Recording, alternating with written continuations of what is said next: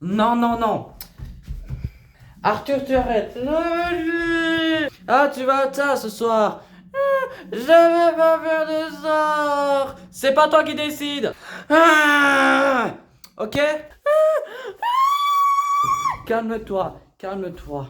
Ce petit garçon particulièrement agité et colérique, c'est Arthur. Ce n'est pas un enfant tyran ni un démon. Il est malade. Il souffre depuis sa naissance de troubles neurologiques, l'hyperactivité. Alors, on a essayé de le... On a tout essayé, on a essayé de le punir, ça fait rien. On a essayé la fessée, c'est encore pire aussi. On a beau essayer de communiquer avec lui, il se referme comme une huître. On a essayé de dialoguer, on ne sait pas dialoguer. Il faut juste rester calme, mais le problème c'est que euh, le soir, on a beau discuter avec lui, ben, tout le monde finit à énerver, on ne sait plus rien faire. Allez, tu prends tes affaires. Arthur a 7 ans. Il ne fait pas que des crises de colère, il bouge constamment. Son trop-plein d'énergie l'empêche de rester concentré. En échec scolaire en fin de maternelle, les parents consultent un spécialiste. Le diagnostic est posé. Arthur souffre non seulement d'un déficit de l'attention, mais aussi d'un trouble oppositionnel. Il fait systématiquement le contraire de ce qu'on lui demande. Il est 8h15 et comme tous les matins, Arthur traîne et refuse de partir à l'école. Et tu te débrouilleras avec elle. T'as compris? Je veux mon ballon. Ta sœur, elle va être en retard aussi, elle est pas responsable de ça. Mais c'est pénible. Je vais prendre le ballon pour voir s'il est mouillé. Je t'ai dit non, tu prépareras ce soir. Ben si. Tu mets tes chaussures. Et tu arrêtes les gros mots. Non. Non. Si.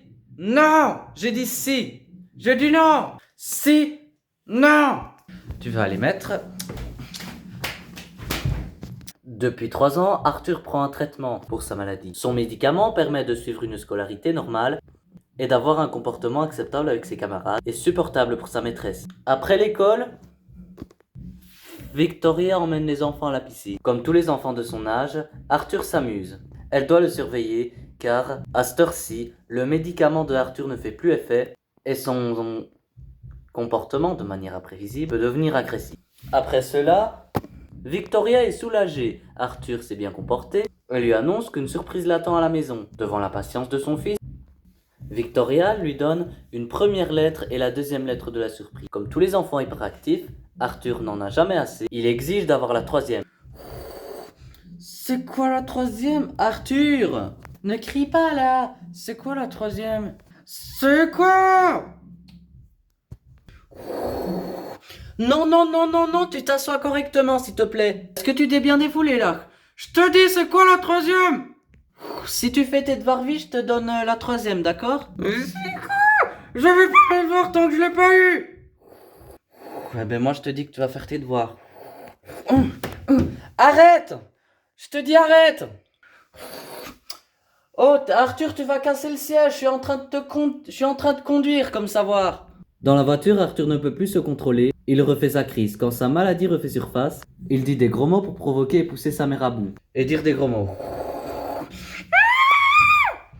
Victoria essaie de garder son calme tout en punissant. Arthur devrait faire 25 lignes pour l'avoir insulté. Arrête! Je vais faire de ligne! Arrête! J'en ai marre, j'en ai ras-le-bol, j'en comprends rien, j'en ai marre!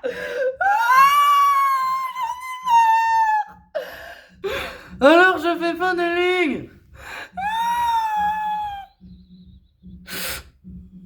Cette fois c'en est trop. Même si Victoria ne sait rien faire, et même lui subisse sa maladie, Victoria arrête la voiture.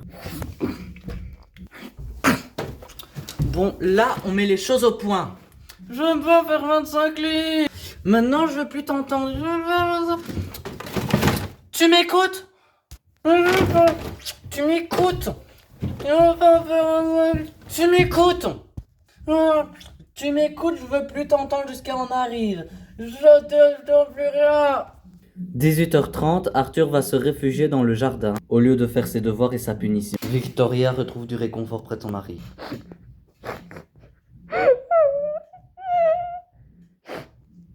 Cette fois-ci, Benjamin va prendre les choses en main, car il ne supporte pas voir sa mère dans tous ses états. T'as pas insulté ta maman, ça va? Tu la respectes. Ne me dis pas la surprise. Ben si tu continues, t'auras rien ce soir. Tu descends de la balançoire et tu vas faire tes leçons. Et au passage, tu vas t'excuser auprès de ta maman. Est-ce que tu trouves ça normal que ta maman est obligée de pleurer? Non. En attendant, tu vas t'excuser. Pardon. Non, pas comme ça. Pardon. Est-ce que tu trouves que c'est normal de faire le cycle comme ça? J'en ai marre. Ouais, mais moi je voulais savoir que c'était quoi la surprise. Alors que tu peux te contrôler, quand je te dis arrête, tu te contrôles pas? C'est quand que ça va continuer comme ça?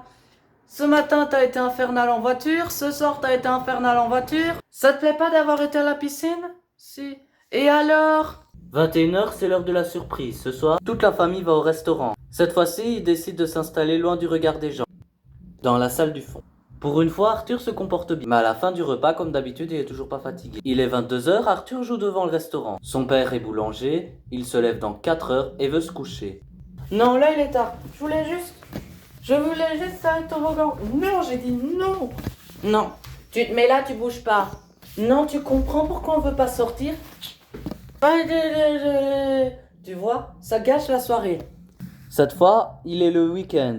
On prend pas de médicaments pour un arrêt hebdomadaire. Sans son médicament, Arthur a du mal à se concentrer. Allez, un mot. De quoi tu parles? Arrête. Malgré sa maladie, il est en 2e primaire et suit une scolarité normale. Non, arrête Arthur.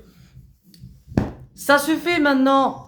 Tu te concentres. T'as encore 2 mots à écrire. Et comment on écrit ça? Ben réfléchis. Tu décomposes ton mot et tu écris. Allez, dépêche-toi, on va pas passer 1 heure à écrire 5 mots. Et ma batterie, maman commence à fatiguer. Et ma batterie? Pour le moment, on n'est pas à la batterie de la télécommandée, on a la dictée. Cet après-midi, Victoria va chez ses parents pour souffler un peu. Car elle sait que la grand-mère gère Arthur. Aussitôt arrivée, Victoria décompresse. Quelques jours après, notre coach la guide, l'écoute avec les oreillettes. Donc là, il a proposé de faire les devoirs avec lui, mais il veut pas. Non. Qu'est-ce que tu veux faire? Je veux pas faire mes devoirs ce soir. Il y en a pas beaucoup. Allez, Arthur. Bon, allez. Là, arrête. Là, maintenant, tu te mets comme il faut parce qu'en classe, t'es pas allongé. Tu te mets debout et moi, je sors. Moi, je me mets debout et toi, tu t'assois. On fait comme la maîtresse. Et ta petite sœur, c'est la copine de ta classe.